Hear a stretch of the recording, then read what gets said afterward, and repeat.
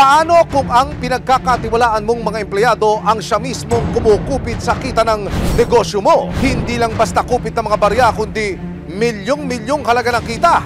Aray ko po naman! Yan daw mismo nangyari sa isang gasolinahan noong taong 2021 sa Binangonan, Rizal. Sa isinagawang investigasyon ng Binangonan Municipal Police Station, 2021 pa lang nagsimula na ang dalawang empleyado ng gasolinahan na mangupit di umano ng pera. Nagsimula po silang kumubra ng pera na hindi sila authorized noong February 21, 2021. Almost 3 weeks silang kumubra ng pera na hindi na sila autorisado, tapos hindi nila na ipasok sa bangko. Ayon sa sales log ng gasolinahan, February 2021 daw, ang unang beses na kumuha ng pera ang nooy branch supervisor na si alias Paul nang walang pahintulot.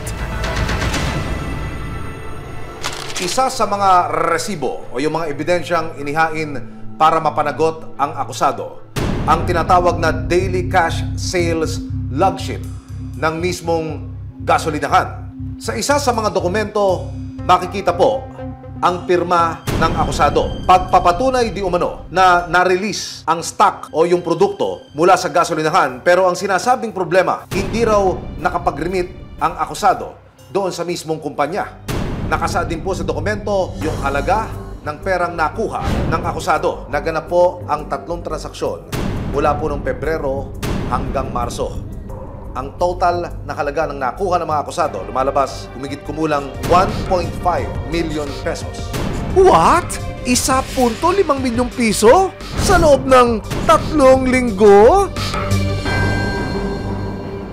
Kwento ni Ana, hindi niya tunay na pangalan na siyang head supervisor ng gasolinahan at katrabaho ni Paul noon.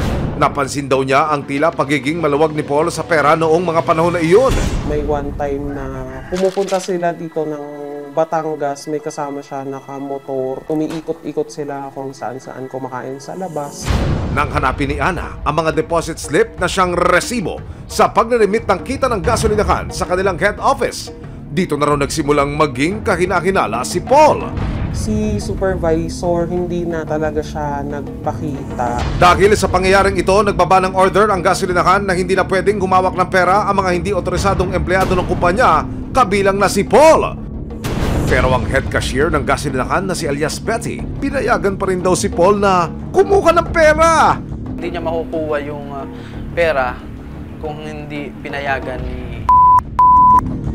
Dahil sa natulugang sa buhatan ni Paul at Betty at dahil umabot na raw sa humigit kumulang 1.5 milyong piso ang nawawala sa kita ng gasolinahan, April 13, 2021 sa bisa ng Secretary's Certificate ng gasolinahan, nagsampa ng reklamo si Ana kasama ang isa pang Human Resource Officer laban sa 2 empleyado. Kaya pumasok sa qualified theft yung kaso ng ating 2 suspect dahil sa grave abuse of confidence o tinatawag na pagsira nila sa confidence sa tiwala ng kanilang employer. Imbis na gawin nila yung kanilang trabaho ay nagawa pa nilang pagnakawan ang kanilang employer. Isang taon matapos ang pagsasampa ng kaso ni Ana, April 8, 2022, ibinaba na ang warrant of arrest para sa kaso ni Paul at Betty na qualified theft. Pero ang 2 suspect na tila nag-ala Bonnie and Clyde, hindi na raw makita. Hindi na sila pumapasok simula nung maimbestigahan ng gasoline station yung pagkawala ng kanilang pera. Actually, yung address na binigay o aming nakuha nung una ay dun sa Bulacan.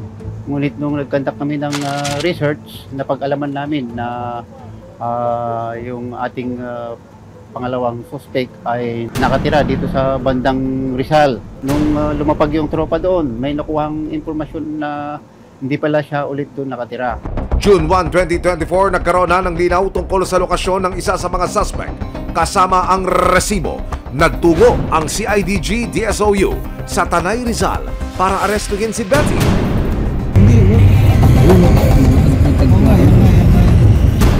Nang hanapin sa unang lokasyon ng suspect, walang Betty na humarap. Ano po si Ate Opo. Bakit?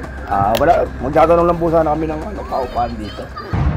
Matapos ang 2 oras na paghihintay kay Betty sa unang lokasyon, sunod na tinungo ng CIDG, DSOU at Resibo ang isa pang lugar sa Rizal. Habang kausap ng asset ang kamag-anak ng suspect, bumulaga sa mga operatiba ang hinahanap nilang si Betty. Ayun, lumabas. Labas ko yung sige, hindi na alis yan. Ito na rin ang hudyat para hulihin ng mga operatiba si Betty.